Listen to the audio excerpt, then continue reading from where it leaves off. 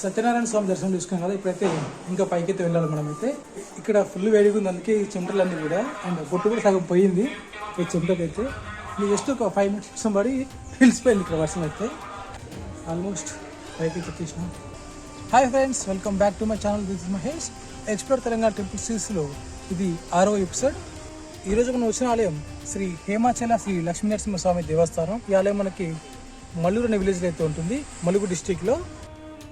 ఈ నరసింహస్వామికి యొక్క ప్రత్యేకత అయితే ఉంది. అదేంటంటే మన మానవ శరీరం ఎలా ఉంటుందో స్వామివారి విగ్రహం అలాగే ఉంటుంది. మనకి ఇక్కడ ఎక్కడ ప్రెస్ చేసినా కానీ బాడీ అది విగ్రహం అయితే మెత్తగా అయితే ఉంటుందంట. ఇంతకు ముందుకు ఈ ఆలయం చాలామంది తెలివినప్పుడు అయితే అందరినీ లోపలికి వెళ్ళి ముట్టుకొని ఇచ్చేవారు. ఇప్పుడైతే అలా అయితే లేదు, పంతులు గారే చూపిస్తారు మనకి. ఇలా ఇక్కడ ఒక పుష్పం పెట్టి లోపలికంటే పుష్పం లోపలికి వెళ్ళిపోతుంది.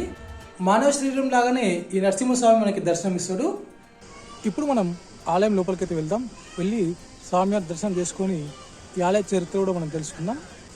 పదండి, స్వామివారి దర్శనం చేసుకుందాం.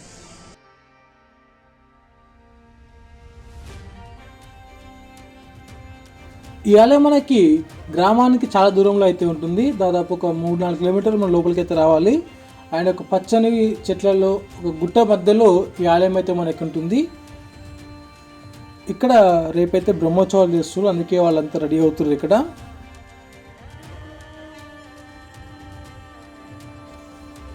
ఇప్పుడైతే మనం లోపలికైతే వెళ్దాం. స్టార్టింగ్లో మనకి ఇక్కడ దైత అమ్మవారు అయితే ఉన్నారు, ఇక్కడ దర్శనం చేసుకోండి. తర్వాత మనం టెంపుల్ దగ్గరికి అయితే వెళ్దాం. సో ఇక్కడ మీకు కనిపిస్తుంది కదా, ఈ స్ట్రేట్గా వెళ్ళాలి దర్శనం రెగ్యులర్గా అయితే, కానీ ఇక్కడ వర్క్ అవుతుంది. సో మనం లెఫ్ట్ నుంచి పంపించేస్తారు. రైట్ సైడ్ మనకి చిన్న జలపాతం ఉంటుంది, అది మీకు లాస్ట్లో చూపిస్తాను నేను. ఫస్ట్ అయితే మనం పైకి వెళ్ళి దర్శనం చేసుకుందాం. యాక్చువల్లీ అటు నుంచి వెళ్ళాలి, కానీ అక్కడ వర్క్ అవుతుందని ఈ రూట్లో పంపిస్తారు అందరినీ పైకి. ఇప్పుడే ఇక్కడ వర్షం పడి వెలిసింది, అందుకే చాలా ఎక్కువ పోతుంది ఇక్కడ. అండ్ రేపు ఇక్కడ బ్రహ్మోత్సవాలు ఉన్నాయంట. పైకైతే వచ్చినాం ఆల్మోస్ట్గా. పూర్తిగా చుట్టుకెళ్తున్నది లేదు, కానీ దొరికిన తర్వాత అయితే మీకు చూపిస్తాను. ఇట్లా మనం లోపలికైతే వెళ్ళాలి. ఇక్కడ మనకి ఒక ఆలయం అయితే ఉంటుంది. ఇక్కడ మనకి సత్యనారాయణ స్వామి మనకి దర్శనం ఇస్తాడు. సో స్వామి దర్శనం చేసుకుందాం. ఆలయం అయితే క్లోజ్ ఉంది, సో లోపల చూసుకోవచ్చు. మనకి సత్యనారాయణ స్వామి విగ్రహం ఇది. సత్యనారాయణ స్వామి దర్శనం చూసుకున్నాం కదా. ఇప్పుడైతే ఇంకా పైకైతే వెళ్ళాలి మనమైతే. పదండి వెళ్దాం. ఇక్కడ ఫుల్ వేడిగా ఉంది, అందుకే ఈ చెమటలన్నీ కూడా అండ్ బొట్టు కూడా సగం పోయింది ఈ చెమటకైతే. మీరు జస్ట్ ఒక 5 minutes పడి తెలిసిపోయింది ఇక్కడ వర్షం అయితే, అందుకే ఈ చెమటలన్నీ. మొత్తం ఒక గుట్ట ఇదంతా కూడా. ఆల్మోస్ట్ పైకి తీసినాం.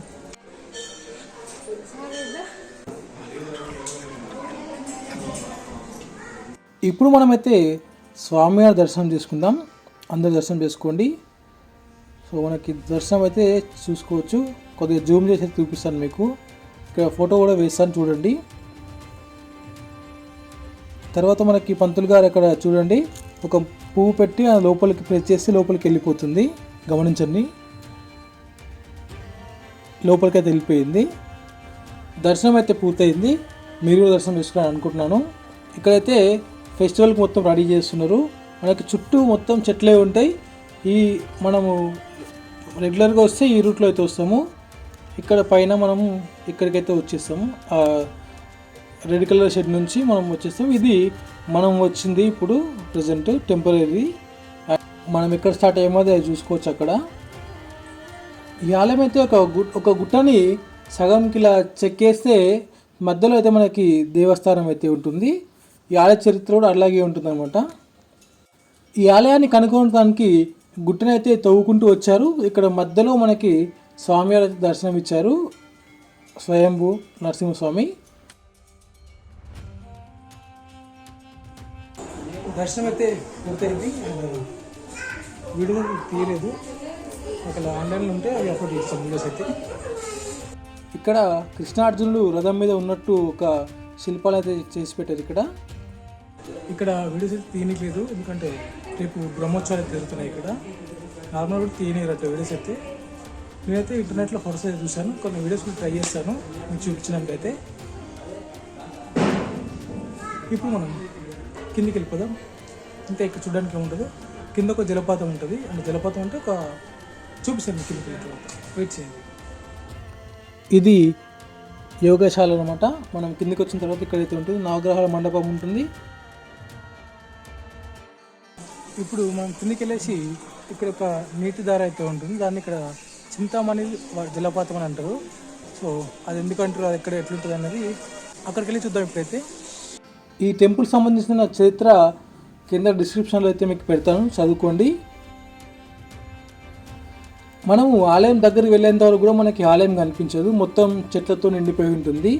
ఇప్పుడైతే మనము జలపాతం దగ్గరికి అయితే వెళ్దాం. జలపాతం అంటే జస్ట్ అట్లా ఒక దగ్గర నీళ్ళు వస్తాయి, దాన్ని జలపాతం అంటారు. ఆ నీళ్ళు ఎక్కడి నుంచి వస్తున్నాయని ఎవరికి తెలియదు ఇప్పటికీ కూడా. ఇదే చింతామణి జలపాతం చూసుకోవచ్చు. ఈ నీళ్లు నరసింహస్వామి కాళ్ళ కింద నుంచి వస్తున్నాయని ఇక్కడ చెప్తున్నారు. ఈ నీళ్లు 365 రోజులు అయితే వస్తాయంట ఖచ్చితంగా. ఇలాంటి ఒక ఆలయం మన తెలంగాణలో అయితే ఉంది. మన భారతదేశంలో కూడా ఇలాంటి ఒక విగ్రహం అయితే లేదు స్వామివారిది. స్వామివారి విగ్రహం ఇక్కడ మనకి మానవ శరీరం ఎలా ఉంటుందో ఆ విధంగా అయితే ఉంటుంది. మనకి ఇక్కడ మనం ప్రతి మన బాడీ ఇలా లోపలికి అయితే వెళ్తుంది కదా, సో అలాగే స్వామివారి విగ్రహం కూడా అలాగే ఉంటుంది. ఇలాంటి ఆలయాన్ని దర్శించుకున్నందుకు నేను చాలా అదృష్టవంతంగా భావిస్తున్నాను. మీకు కూడా ఆ దర్శనం అయితే కలిగించాను. మీకు సమయం ఉంటే లేక మీరు వరంగల్ మేడారం వెళ్ళినప్పుడు అక్కడి నుంచి జస్ట్ ఒక 1.5 అవర్లో మీరు ఈ ఆలయంకి అయితే చేరుకోవచ్చు. వీళ్ళుంటే వెళ్ళిరండి, చాలా అంటే చాలా బాగుంది. ఈ వీడియో మీకు ఎలా అనిపించిందో కింద కామెంట్ చేయండి. నచ్చితే లైక్ చేయండి, నచ్చకపోతే సబ్స్క్రైబ్ చేయండి, మొత్తంగా ఏదో ఒకటి చేయండి. ఇంతటితో ఈ వీడియోని అయితే పూర్తి చేస్తున్నాను. స్వామివారి దర్శనం మీకు ఎలా అనిపించిందో కింద కామెంట్ అయితే చేయండి. మరొక వీడియోతో మళ్ళీ కలుద్దాం. అంతవరకు సెలవు. Signing off. నేను మహేష్. జై హింద్.